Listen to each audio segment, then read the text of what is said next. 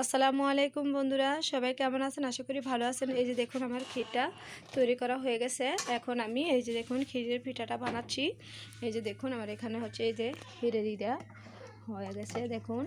তো বন্ধুরা আসলে সত্যি কথা বলতে কি দেখুন দেখুন বন্ধুরা এই যে কীভাবে আমি তৈরি করতেছি দেখুন।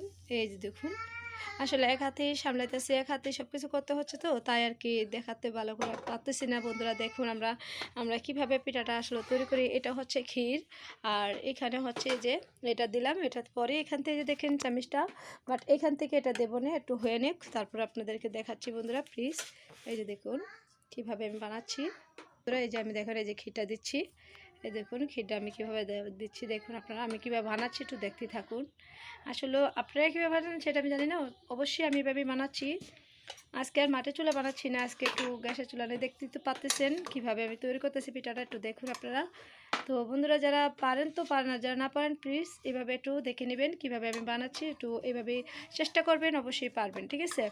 আজকাল সবাই পারি, কেউ এমন তো না যে পারি না, সবাই পারে, কোনো কাজকে অবহেলা করবেন না, যা যেমনি পারবেন ঠিক সেভাবে করার চেষ্টা করবেন। আসলে এই যে দেখুন আমি পিঠাটা কীভাবে তৈরি করতেছি একটু দেখতেছেন আপনারা, দেখতে এই যে দেখুন পিঠা একটা এই যে একটা হয়ে গেছে, বাট এই যে একটা হইলো, এই যে দেখুন আরও কয়েকটা হয়েছিল, বাট যারা মুরব্বি আছে তাদেরকে আগে দিচ্ছি। দেখুন বন্ধুরা এই যে আমাদের এখানে এই যে দেখুন এটা হচ্ছে মানে চালের গুঁড়ো দিয়ে যা যেটাতে বানায় আর কি, কেউ ময়দা দিয়ে বানাতে পারেন, বাট কেউ চালের গুঁড়ো দেখুন মানে যা যেটা তৈরি করে আর কি। চালের গুঁড়োটা আর সাথে যদি একটু ময়দাটা দেয় একটু মানে এটা একটা আঠাটা ধরে, ঠিক আছে। তো আসলে আমি চালের গুঁড়োটার সাথে একটু ময়দা দিয়েছি যেহেতু মানে জিনিসটা ভালো হয়, ঠিক আছে। দেখুন আপনারা আমি যে কিভাবে দিচ্ছি দেখুন। এখন এটাকে আমি একটু করে নেব দেখুন। দেখুন বন্ধুরা এই যে এখন এটাকে আমি এই যে দেখুন কীভাবে বানাচ্ছি দেখুন। যেটাকে আমি ভোটে নিচ্ছি।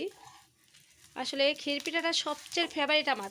আমি ওদিনকে আপনাদেরকে দেখাচ্ছি না যে আমাদের ভাষায় গুলি পিঠা বলে, কার ভাষায় কি বলে জানি না, আমাদের এখানে দইলা পিঠা কিংবা গুলি পিঠা বলে ওই পিঠাটা। আর এই যে ক্ষীরের পিঠাটা, এই ক্ষীর পিঠাটা আমার সবচেয়ে ফেভারিট, ঠিক আছে। আমি অনেক পছন্দ করি এই ক্ষীর পিঠাটা, আর এই যে এই পিঠাটা অনেক আমি পছন্দ করি, ঠিক আছে বন্ধুরা। আপনাদের পিঠাটা নামিয়ে নিচ্ছি।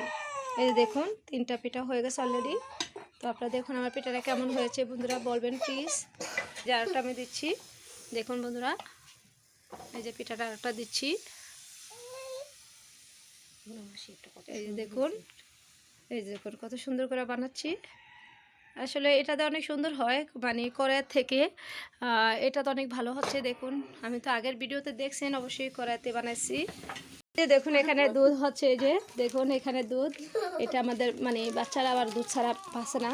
ওরে বাবা রে কি গরম গো, দেখুন কি সুন্দর। দুধ উঠতে বলো